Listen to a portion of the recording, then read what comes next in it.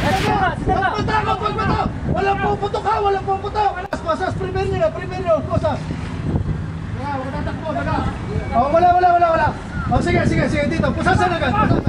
Pagkatapos, agad pinusasan ng lalaking yan na bumaba mula sa bintana ng pampasaherong bus sa Santo Tomas, Batangas. Ang lalaki, kabilang sa 10 persons deprived of liberty na tumakas sa Batangas Provincial Jail.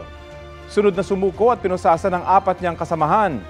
Sa pakikipagtulungan ng bus driver na tinawagan para malaman niyang may sakay siya mga pugante, napahinto ang bus para mahuli ang mga tumakas na PDL.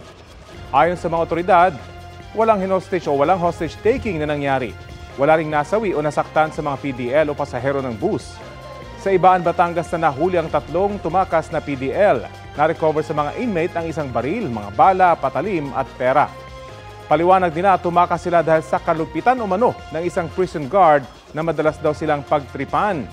Wala pang pahayag ang prison guard. Sa ngayon, nahuli na ang lahat ng 10 tumakas na PDL at kasalukuyang hinihingan ng pahayag.